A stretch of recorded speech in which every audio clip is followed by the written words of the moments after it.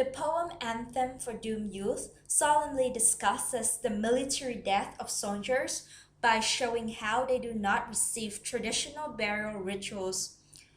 Through this poem, Owen also sends another meaningful message to the readers where he gives reassurance to the soldiers that on the home front, they're still in the memory of their loved ones.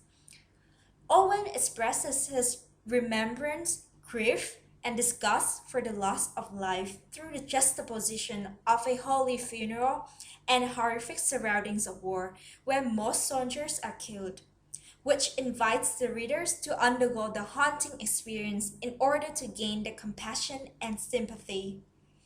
This effect is predominantly achieved through the use of irony conveyed in the title and the sonnet's form, to both mock their harshness and inflexibility of their governments, emphasizing the vanity of war, and to appeal to the reader's attention to such mournful and plaintive emotions.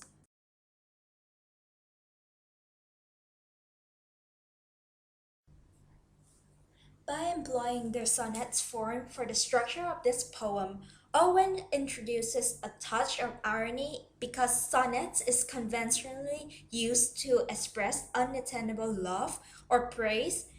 However, Anthem for Doomed Youth is an anti-war poem where Owen suggests that war is pointless and ruinous as it causes too many tragic deaths of young innocent soldiers without them receiving any recognition.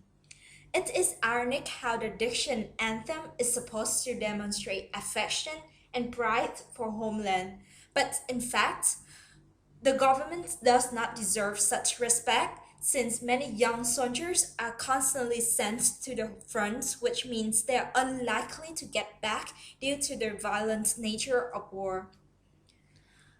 The phrase doomed youth depicts a deplorable impression as it foretells young people having no hope. Owen uses this as a tool to condemn the cruelty of the government, since it conveys the sense of restriction that soldiers have no choice but conform to an unreasonable request to sign up for war. Owen employs visual imagery to juxtapose the ideology of a traditional funeral rite with the chaotic surrounding of the soldier's death and the reality in warfare to present his feeling of betrayal and bitterness. It's a poignant view that death will never stop as long as the war ends. He constantly lists out his comparison of opposing images such as passing bells with the noise of the gunfire, the mockery prayers with a shuddering, ruffle, rapid rattle, and shrill domestic choirs with a wailing shell. Those contrasts may help bring to life the sorrow and illustrate tragic and undeserved death, highlighting the horror of war and creating an overall impression of harshness and discordance.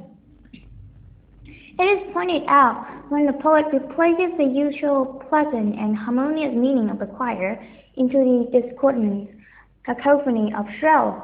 Owen bitterly maximized the use of irony in comparing the church choirs with a wailing shell to suggest that the last sound of the soldier's life is a cacophony.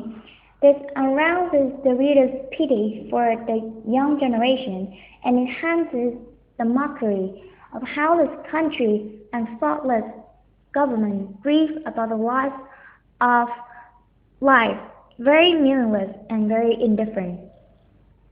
Moreover, Owen uses the alliteration and combination of sibilants and explosive consonants in shuddering rapid rattle in order to imply the danger of war and in fact that instead of having a peaceful, proper funeral, the dead soldiers spend their last moments in his sanguinary background.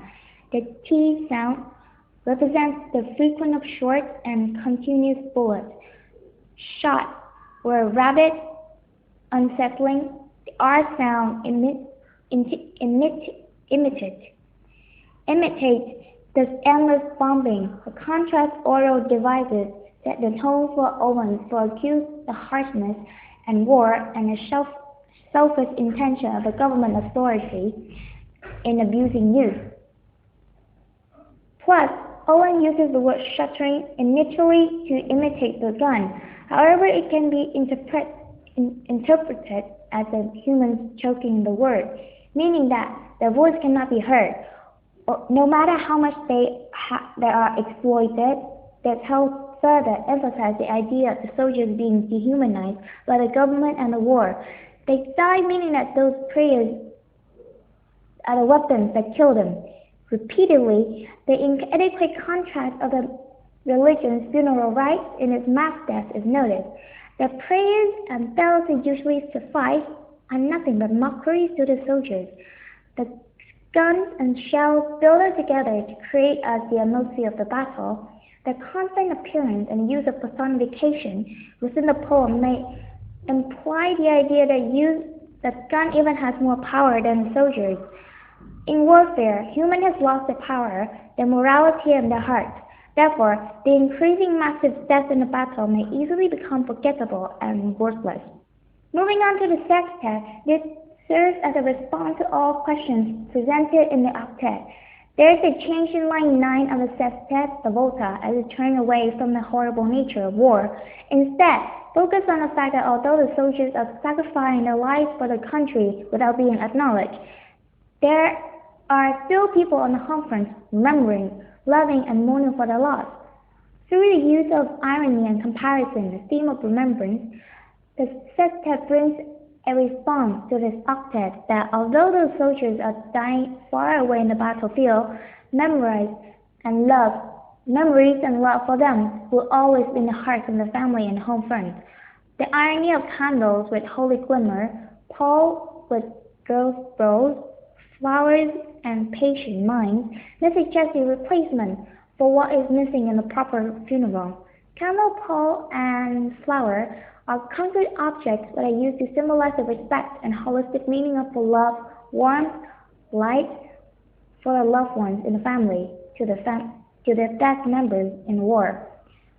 Owen, however, convert those tangibles into abstract images of holy glimmer, pale brows, and patient mind to highlight that more important than just an outward form of a funeral. Inwardly, those soldiers will forever be remembered by their loved ones.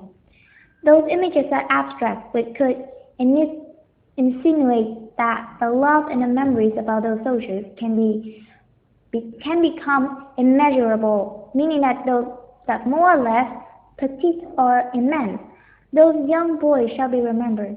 In this sextet, the readers might feel a little bit more relief, as the death in war is still somehow commemorated and valuable in his life. Furthermore, complying with a drawing down of lines, where the readers can feel a sense of respect of nature in its death. Some may interpret this conversion of abstract imagery in his sextet as Owen's expression about the silence of family in mourning and the sorrow of quiet house with drawn blinds.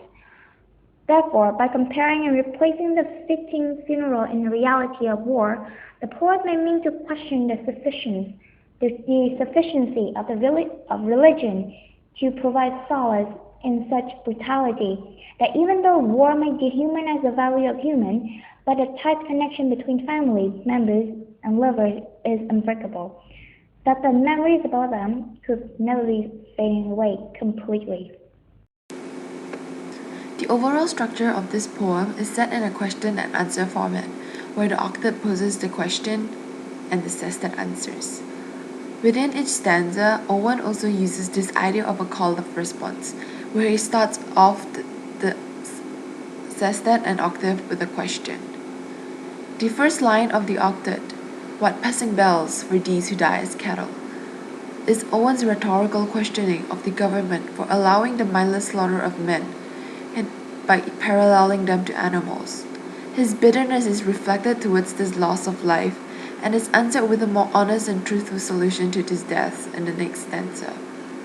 Owen asks what candles may be held to speed them all in the sestet. Now here, Owen is expressing his feelings at what should be done to honor those who had died on the battlefield. To an extent, the sestet sounds more caring and personal, and Owen, having fought in the war, feels that this is what a fallen soldier should receive to compensate for its sacrifice. Ironically, as much as Owen seems to be against the government setting off their youth to fight in the war, he only talks about how to honor their memories. In this aspect, he's accepting of the fact that the government has power to treat the soldiers however they want, and the only thing that they can do is just to honor their memories. The octet is very fragmented with use of consonants like t, which breaks the flow of the lines, and this in turn reflects the state of mind during a battle, its consistency with the chaos of the battlefield, bombarding the reader with images. In contrast, the sestet is full of sibilant sounds, which gives it a much more serene and tranquil flow, a peaceful quietness of acceptance in which the spirits had died. The sestet is more important overall, as it reflects over the actions of the war rather than just focusing on the horrific images during the war in the octet. Owen embraces the loss of these soldiers' lives and the more somber absence of respect for life during the war, almost as if in reassurance that the soldiers will be remembered for what they have done.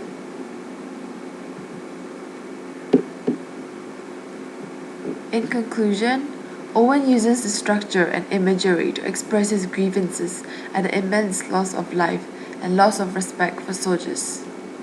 This lament allows the reader to fully appreciate the essence of life and to think again if the war is worth being fought. Owen uses this poem to bring closure to the families who had lost members in the war